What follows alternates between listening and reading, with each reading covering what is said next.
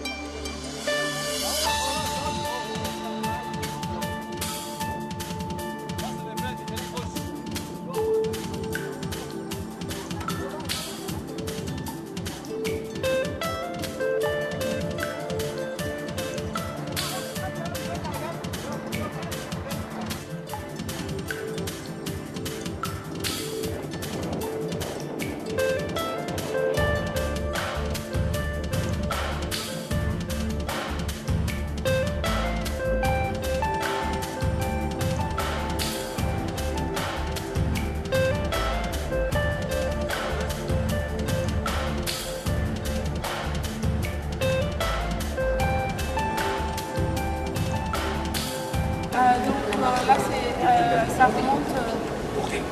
C'est tous là? Tout le monde est là? Oui. Donc la mosquée là, c'est-à-dire elle a été construite par la mère d'Ismaïl Pacha au 19e siècle. L'autre juste en face, elle est beaucoup plus ancienne, on dirait que les deux sont identiques. Mais l'importance de cette mosquée que les gens qui sont enterrés là-dedans. Il y a le Shah d'Iran qui est enterré là-dedans. Alors, le Shah, je vais vous montrer.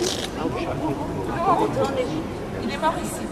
Alors, je vais vous expliquer la mosquée, ensuite je vais vous montrer qui est le roi Farouk lui-même. Vous savez, vous avez entendu parler, c'est le dernier roi de l'Égypte. Et on verra qui est enterré ici. Donc ça, c'est l'importance de cette mosquée-là. Alors là, cette mosquée a été construite en 1882 par la mère du khedive Ismaël. On raconte que Ismaël Pacha, quand il était enfant, il est tombé malade, c'était très sérieux, parce que la mère, elle avait promis qu'elle va construire une mosquée digne pour le Shah et le Faï. Parce que le Faï, là, c'est le Shah qui était vénéré par les musulmans. En fait, le mot de Faï, c'est la petite avec elle. C'est ça l'importance de cette mosquée-là. Donc elle avait commencé en 1982, mais elle a été obligée d'arrêter plus tard et on a recommencé les constructions parce que ça lui a coûté une fortune, elle n'a pas pu continuer. Imaginez, la mère du khedive n'a pas pu continuer cette mosquée-là. Plus tard, ça a été continué en 1960. aussi, c'est par le roi Abbassi. On a déjà parlé d'Abbassi, vous vous souvenez, du quartier de l'Abbassi. Ce matin, on avait dit que c'est le troisième roi d'Égypte. Donc ça a été continué plus tard. Le roi Farouk, lui, s'est marié avec Farida. Elle était adorée par le peuple. C'était quelqu'un de très distingué, adoré et aimable. Mais comme elle n'a pas eu un garçon, il était déçu. Donc il s'est marié avec une autre. Mais cette mère, elle s'appelle. Voilà, donc là c'est marqué en arabe parce que là il y a la communauté. En nom de Dieu, vous avez traduit? En nom du Dieu miséricordieux. El Marfour, c'est-à-dire exilé. Et c'est lui qui avait demandé il avait demandé de Nasser qu'il soit enterré ici sur le terrain égyptien. Mais j'imagine que si c'était lui qui avait construit sa tombe, ça aurait été plus majestueux. C'est le roi Farouk. On va avancer. On va voir. Pas la d'accord, mais. Et ça date?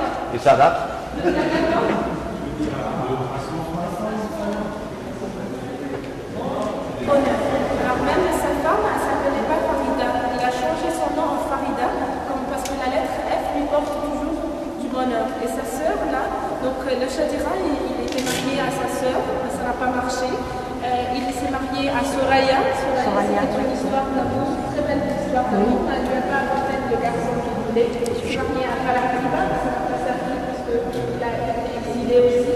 Le dire que c'est parmi les raisons pour lesquelles Sadat a été assassiné.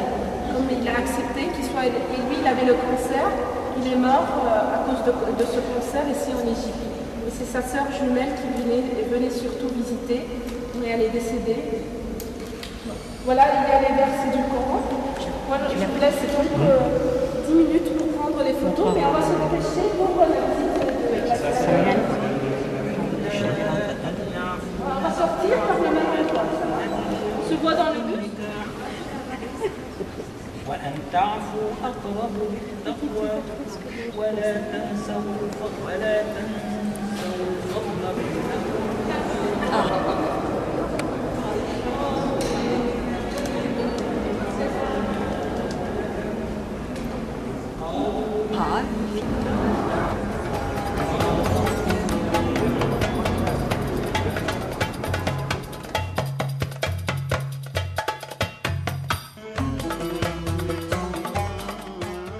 Le Caire, la ville aux 1000 minarets, ne possède pas pour les musulmans le caractère sacré de la Mecque, de Médine ou de Jérusalem. Mais ses rues et ses ruelles recèlent des trésors de l'art islamique, souvent abîmés mais éblouissants aux yeux de qui sait les chercher comme notre ami Roland.